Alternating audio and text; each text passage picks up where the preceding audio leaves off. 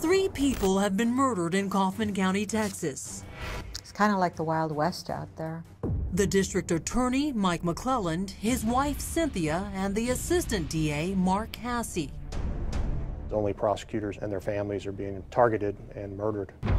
And now authorities believe they know who pulled the trigger. And it's the most unlikely of suspects. His name is Eric Williams, and it wasn't just his friendly baby face that made him a surprising person of interest. The married 46-year-old was a former National Guardsman and one-time member of the Kaufman County Chamber of Commerce. And that's not all. He was the justice of the peace in town. That's right. The man cops suspect just murdered 3 people was also a Kaufman County judge and a rising star in the legal community. He had gone from being the main CPS attorney in Kaufman to winning the JP's position. And he came with power. He had a bright future. Had being the operative word.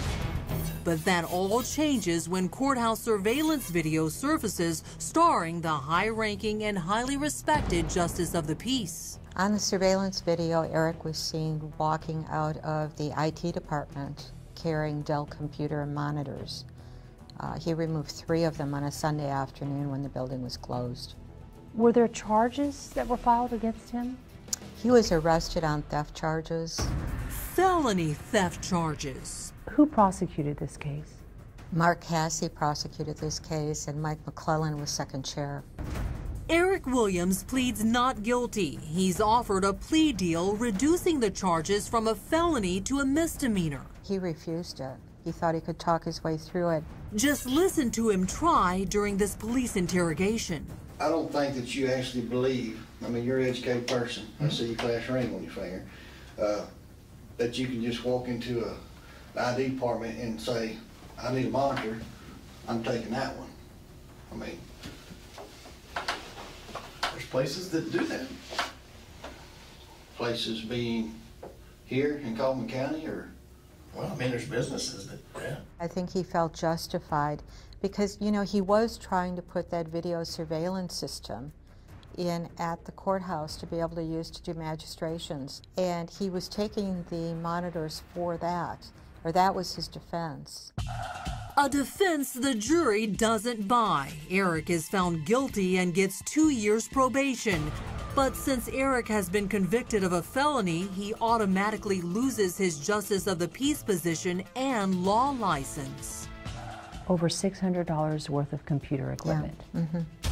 In essence, he loses everything, and detectives believe that is his motive for the murders. I think it was just revenge. It was that simple. He wanted to take the lives of the 2 prosecutors that had prosecuted him. I believe in his mind, he wanted to take the lives of the people that had taken his life. He had decided that he was entitled to this revenge, and everybody else was just collateral damage. But not everyone is convinced of Eric's guilt. I thought he was a thoughtful, considerate, kind, caring person.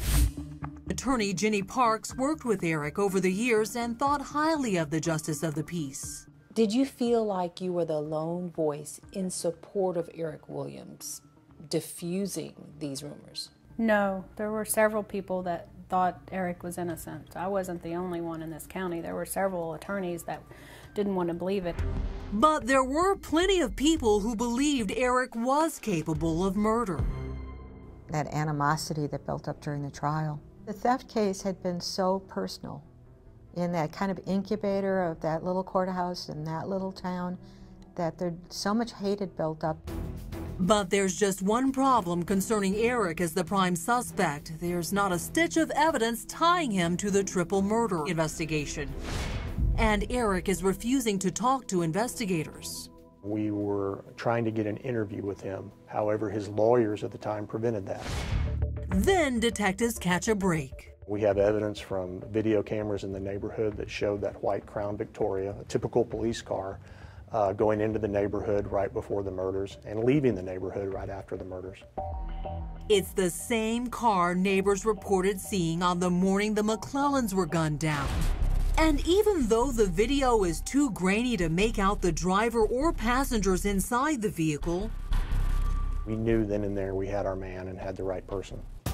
But there's no record of Eric owning this type of vehicle. And you'll remember the getaway car used in Mark Hassey's murder was described as a brown or silver sedan. But those seemingly contradicting facts don't dissuade investigators. They thought that he had things stashed somewhere, but they just didn't know where it was. Then, in a strange turn of events, detectives actually receive word from Eric. 12 days after the murders, he fired his lawyers, and he actually wanted to talk with us in the investigation. Right away, 2 Texas Rangers head out to Eric's home. They make an audio recording of the conversation. And you understand why your name pops up in all this? Absolutely. Well, did you have anything to do with it? No, absolutely not. Then they ask Eric how many guns he has in his home. You don't have any more? You got rid of all of them? I have one gun I'm trying to sell, and it's just hard as hell to sell. Hey, just curious, how many guns did you used to own? About 16. And you sold 15 of them? As a convicted felon, he's no longer allowed to own guns. I'd love to go back and say, there's no guns in that house. If we looked in that house. I guess we could just look in there real quick. They didn't have probable cause for a search warrant, so they needed Eric to say, okay, you can come in, you can search my house. And he did that day. He let them in. But you don't mind us going down there and looking? Okay. I'll take y'all. And once inside, cops can't believe what they find. Eric Williams' Little House of Horrors. Coming up, That was the first big break. it's a tour of terror. That is when the case started to unravel. Complete with a madman's to-do list. People that everyone assumed were friends with Eric Williams, we came to find out were actually intended targets on his hit list. First, I want to say that my deepest condolences go out to the McClellan family and all the people at the courthouse.